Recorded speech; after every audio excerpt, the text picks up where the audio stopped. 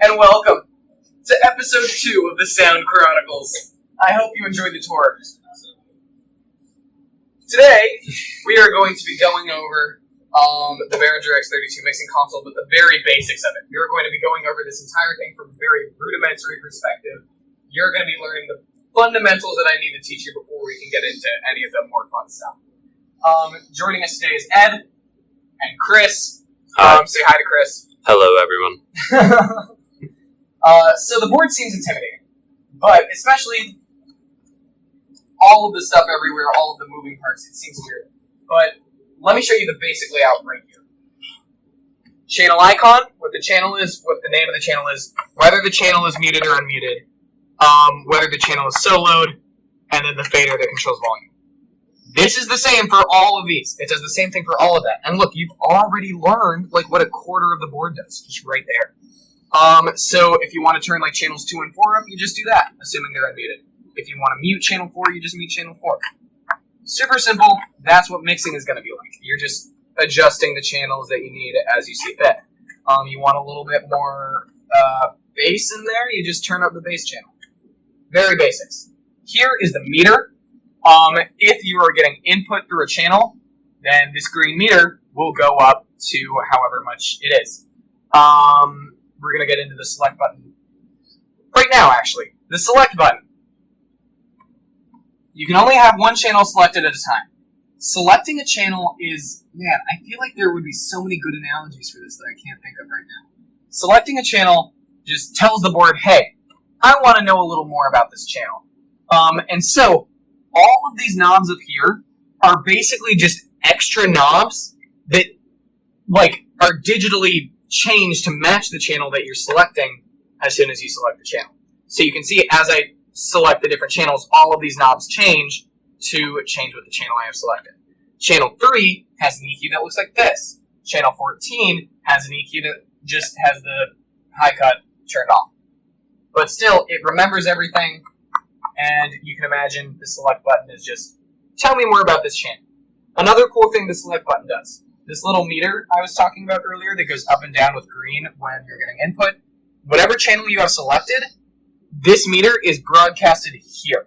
And now this big meter will turn up and down with your input.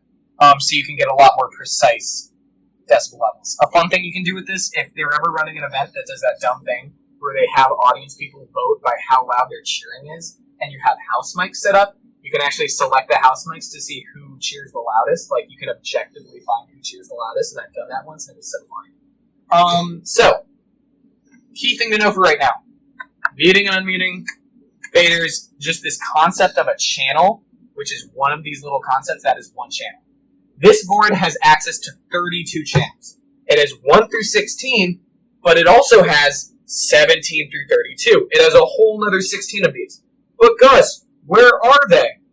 Right here. These 4 buttons control nothing more than flipping through like menus. This board could have 32 different channels built into it, but it only has 16 that are reused.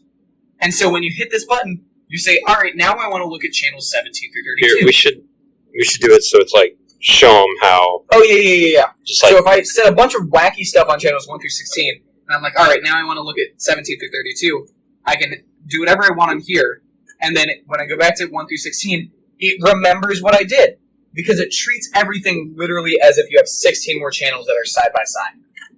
Fun stuff. And then I can go back to channel 17 through 32, and it remembers what I did here too. So these are all the main channels that you can plug in whatever mics, whatever instruments you want. But if you want aux, you can have fun in the third menu, which is the aux inputs. You have 6 aux inputs, USB, FX returns. You're mainly just going to be worrying about the aux. We use aux 5 and 6 for everything. Aux 5 and 6 is plugged in from the back to the computer over there, so that when you can play music on QLab, it plays through the house speakers.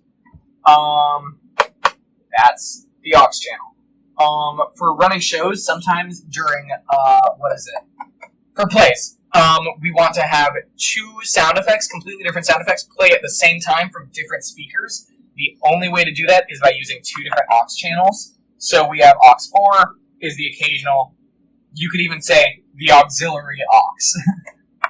Anyways, Busmaster. There will be three separate videos devoted to buses, matrices, and effects, so we're going to get into buses more later. But the key thing I want you to understand for right now is every single one of these little columns is a channel. Technically, these are matrices and buses, but all of these are channels. That's what the CH is. Channel 16, channel 15, channel 14. And they are all like little individual inputs. All of the buses, matrices, all of the buses and matrices are little individual outputs. That is the key concept to know for right now. We're going to get into what the difference is between a bus and a matrix and how to use them and all that fun stuff later. But right now, just understand that what these buttons do, if you feel like you understand what these buttons do, oh my god, great. That's the key concept in this video. We're going to get into everything else later, but for right now, you just need to understand that. So, this has been the Behri basics. Very rudimentary Behri stuff. There's two last things that I want to teach you right now, which is how to turn the board off and on. Whenever you're turning the board off, don't just hit the power switch that's right back here. You will go to sound hell for committing sound sins. First, you hit setup, and then you hit this knob. No matter what menu you're in, these, like this row at the bottom, tells you what these knobs do.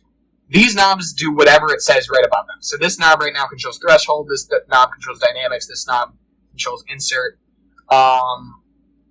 Except it only like functions as a knob if it has the dial. This one doesn't have a dial, so it doesn't work like a dial. But all of these are also buttons.